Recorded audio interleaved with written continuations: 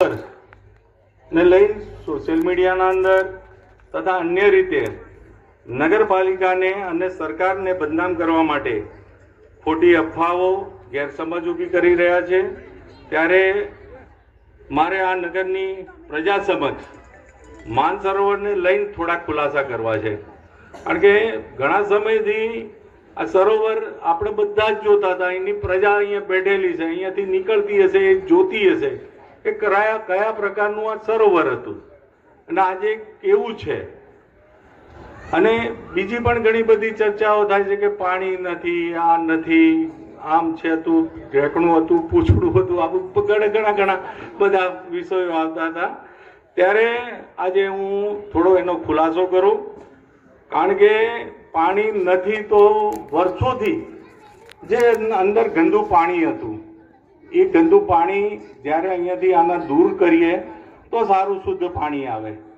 પછી આપ જોતા હતા કે સરોવરના ચારે બાજુ જળકુંભીએ ભરડો લીધેલો હતો. હવે આ જળકુંભી કાઢવી કે ન કાઢવી, તો એ જળકુંભી પણ આપણે કાઢી, ગંદુ પાણી હતું એને પણ આપણે દૂર કર્યું.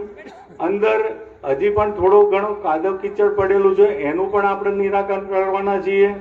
આમ આ પ્રકારે આપણે આ કામગીરી કરવામાં આગળ વધી રહ્યા છીએ. આને ભરવા માટે કે પાણી ક્યાંથી આવશે, શું છે, તો એના ભરવા માટેના પણ આપણા 3 ઓપ્શનો છે, જે હું પ્રજા સમક્ષ આજે એના ખુલાસા કરું છું.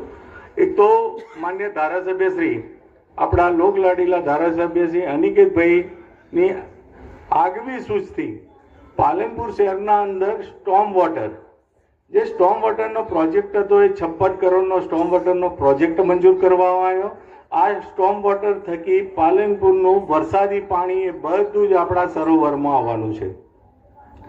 એ રીતે શહેરના આજુબાજુના વિસ્તારમાં જે વરસાદી પાણી થતું, જે આપણું માનસરોવર છે, એ આજની તારીખમાં રકાબી ટાઈપનું છે અને આજુબાજુનો વિસ્તાર થોડો અદ્ધર છે, તો એ પણ વરસાદી પાણી આપણે અહીંયા આવવાનું છે આ સરોવરના અંદર.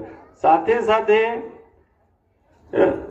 ધનપુરા ડેમ, એમાં પણ માન્ય ધારાસભ્યશ્રીએ રસ લીધો હતો અને સિંચાઈ વિભાગને પત્ર લખી અને ધરોઈ ડેમ, ધનપુરા ડેમ, આ ધનપુરા ડેમમાંથી પણ આપણે પાઇપલાઇન ખેંચવા માટેની એ પ્રગતિમાં કામ છે અને એ પણ ટૂંક સમયના અંદર અહીંયા આવી જશે અને એના કારણે પણ આપણે પાણી ભરી શકીશું.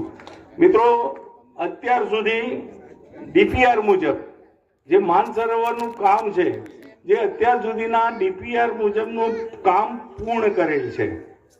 હવે પછી આના અંદર જ્યારે અમે બધા બેઠા ત્યારે એવું લાગ્યું કે આના અંદર હજી પણ કંઈક ખૂટે છે, તો અમે એમપી થિયેટરનું પણ આના અંદર આયોજન કર્યું છે, સીસીટીવી કેમેરાનું પણ આમાં આયોજન કર્યું છે, સાઉન્ડ સિસ્ટમનું પણ આમાં ઉમેરો કરેલો છે અને આ પણ કામ એ 10 કે 15 દિવસના અંદર પૂર્ણ થઈ જવાનું છે.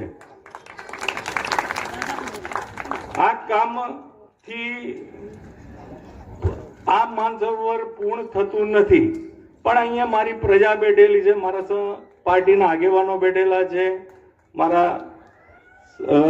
મારા કોર્પોરેટરો છે, મારા નગરપાલિકાનો આખી ટીમ છે, એમને હજી પણ નક્કી કર્યું